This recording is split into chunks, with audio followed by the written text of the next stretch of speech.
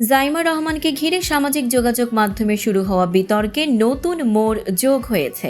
এবার সামনে এলেন জাইমার শৈশবের কোচ মোহাম্মদ হাকিম।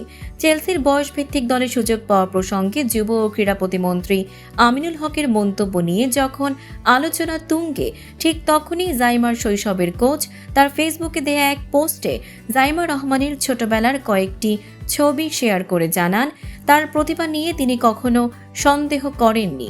ঢাকা আইএসডি স্কুলে পড়ার সময় জাইমা তার তত্ত্বাবধানে ফুটবল, সাঁতার এবং দৌড়ে অসাধারণ পারফরমেন্স দেখিয়েছিল বলে দাবি করেন তিনি। হাকিমের ভাষায় জাইমা ছিল স্বাভাবিক প্রতিভাবান, দুর্দান্ত অ্যাথলেটিক এবং নিজের সীমা ছাড়িয়ে যাওয়ার মানসিকতা সম্পন্ন একজন ক্রীড়াবিদ। এমনকি দৌড়ে অনেক সময় ছেলেদেরও পেছনে ফেলে এগিয়ে যেত বলেও উল্লেখ করেন তিনি। তিনি আরও বলেন, যদি জাইমা সত্যি চেলসি উইমেন দলের বয়সভিত্তিক পর্যায়ে খেলার আমন্ত্রণ পেয়ে থাকে তবে তাতে অবাক হওয়ার কিছু নেই। এদিকে বিতর্ক বাড়তে থাকায় নিজের আগের মন্তব্যের ব্যাখ্যা দিয়েছেন যুব ও ক্রীড়া প্রতিমন্ত্রী আমিনুল হক। ভেরিফাইড ফেসবুক পোস্টে তিনি বলেন, তার বক্তব্যের উদ্দেশ্য ছিল একজন মেধাবী শিক্ষার্থীর পড়াশোনার পাশাপাশি ক্রীড়া প্রতিভার দিকটি তুলে ধরা। তবে বক্তব্যের কারণে কেউ কষ্ট পেয়ে থাকলে তিনি আন্তরিকভাবে দুঃখ প্রকাশ করেছেন।